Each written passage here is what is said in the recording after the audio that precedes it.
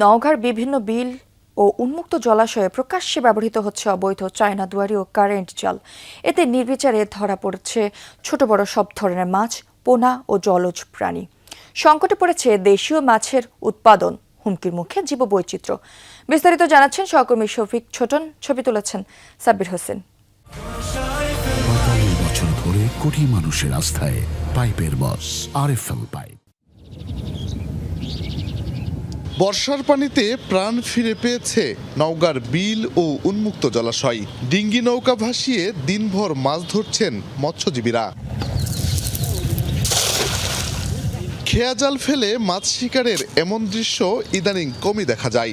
বিল জুড়ে প্রকাশ্যেই চলছে ক্ষতিকর চায়না দুয়ারি আর কারেন্ট জালের ব্যবহার। ফলে ভরা মৌসুমেও চলছে মাছের আকাল।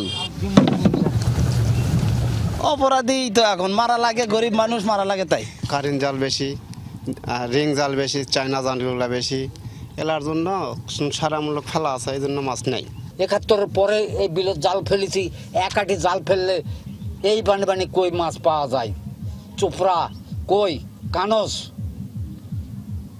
আর এখন নাই। নওগাঁর হাসাইগাড়ি, মুনছুর, রক্তদহ, জবই, বারোমাসি, মান্দা, করিদহ সহ বিচিত্র নামের অসংখ্য বিল ও জলাশয় রয়েছে। আষাঢ় শ্রাবণ মাসে রুই, কাতলা, বোয়াল, পাবদা, মাগুর, কই, টেংরা, শিং ও মলা সহ বিভিন্ন প্রজাতির ছোট বড় দেশীয় মাছের যোগান তৈরি হয় এসব জলাশয়ে। কিন্তু ক্ষতিকর জাল ব্যবহারে অকালে বিপন্ন হচ্ছে মাছ ও জলজ উদ্ভিদ। চায়না দুয়ারিতে আপনার ছোট মাছ যেগুলো সেগুলোও পড়ে, বড় মাছও পড়ে, আসলে ডিম যেগুলো সেগুলোও চলে যায়। এই জন্যে মাছ আর বংশ বিস্তার করতে পারে না। বেওয়াকে একতা বন্ধ হলে কেউ ফেলবে না, কথা বুঝিন। আমি হয়তো খাওয়ার জন্য ফেলি, কেউ হয়তো বেচার জন্য ফেলে, আর কেউ পেটের দায়ে ফেলে।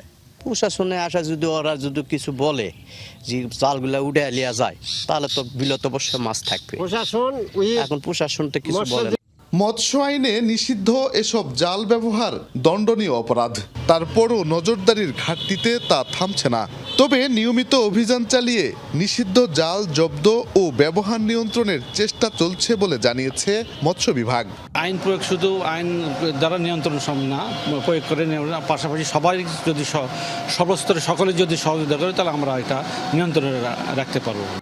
বিল ও জলাশয়গুলো মাছ শিকারের জন্য উন্মুক্ত, তাই জীববৈচিত্র্য রক্ষা ও দেশীয় মাছের উৎপাদন বাঁচাতে শক্ত পদক্ষেপ নেয়ার দাবি স্থানীয় সচেতন মহলের। শফিক ছোটন, যমুনা নিউজ, নওগাঁ।